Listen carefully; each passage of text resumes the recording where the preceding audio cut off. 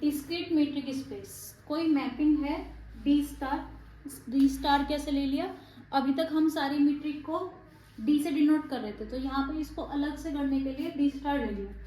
कोई standard notation नहीं है, डी भी ले सकते हो। अगर डी लिया तो आपको लिखना पड़ेगा कि ये डी हमने किसको डिनोट किया, डिस्क्रीट को डिनोट किया है।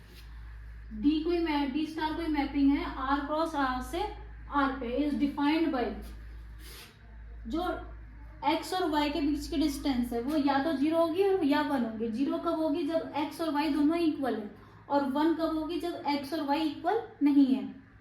ठीक है, अब हमको जो डी स्टार है वो तो किस चीज का नोटेशन है, डिस्क्रीट मीट्रिक का, और जो आर और डी स्टार है वो किस चीज का नोटेशन है, डिस्क्रीट मीट्रिक स्पेस का।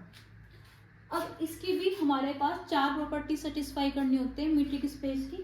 फर्स्ट प्रॉपर्टी क्या होती है कि ये जो है वो या तो जीरो से होगा, ये इक्वल होगा, या जीरो से ग्रेटर होगा। पता चल रहा है यहाँ पे जीरो है डिस्टेंस, या फिर जीरो से ग्रेटर वन है, वन से बड़ी नहीं आने, ये तो जीरो ही आएगी या वन आएगी। अब या तो ये जीरो होगा या वन होगा, तो फर्स्ट प्रॉपर्टी सेटिस्फाई होगी। सेकंड प्रॉपर्टी क्या कहती है, अगर एक्स और वाई इक्वल है तो उनके बीच की डिस्टेंस क्या हो जाएगी, जीरो। और अगर ये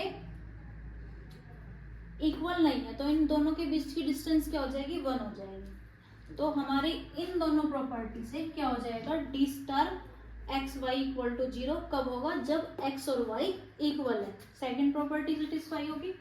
अब फोर्थ प्रॉपर्टी के लिए सबसे पहले हमें क्या दिखाना है कि अगर एक्स और वाई इक्वल है तो इसके बीच की डिस्टेंस जीरो है, उल्टा करेंगे तब भी डिस्टेंस जीरो आएगी।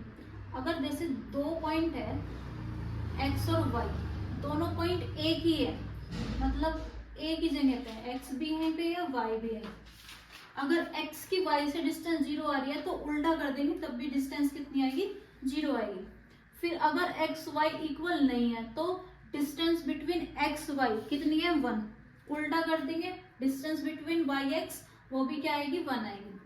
तो इन दोनों प्रॉपर्टी से क्या पता चल रहा है हमें, इन दोनों इक्वेशन से, कि ये दोनों सिमेट्रिक प्रॉपर्टी को सेटिस्फाई कर रहा है। अब हमने तीन पॉइंट ले लिए, तीनों पॉइंट किस में बिलोंग कर रहे हैं, आर में बिलोंग कर रहे हैं, क्योंकि ये हमने आर लिया था स्टार्टिंग में। अब हमने ले लिया जेड, कोई मिडिल पॉइंट ले लिया। अगर एक्स और वाई इक्वल है तो डिस्टेंस बिटवीन एक्स वाई क्या आएगा, जीरो आएगा।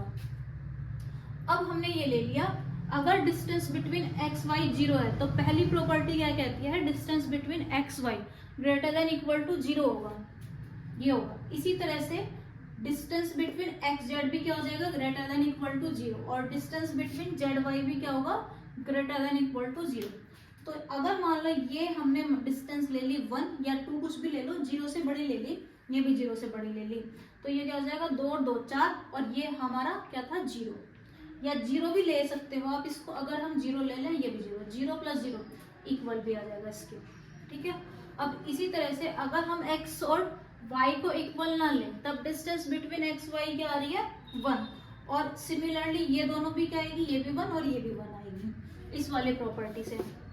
तो अगर ये वन है और ये वन है, टू, और ये क्या लेट किया था हमने, वन, तो ये टू आ रहा है, वन आ रहा है, तो ये तो ग्रेटर होगा, तो राइट हैंड साइड वाला, लेफ्ट हैंड साइड वाला स्मॉलर होगा। तो फोर्थ प्रॉपर्टी भी सेटिस्फाई होगी मीट्रिक स्पेस की। तो इसके बाद आप क्या लिखेंगे, so all properties is satisfy of metric space, so D star is a metric space. और किस टाइप की मीट्रिक स्पेस है, डेफिनेशन किस चीज की है, डिस्क्रीट मीट्रिक की।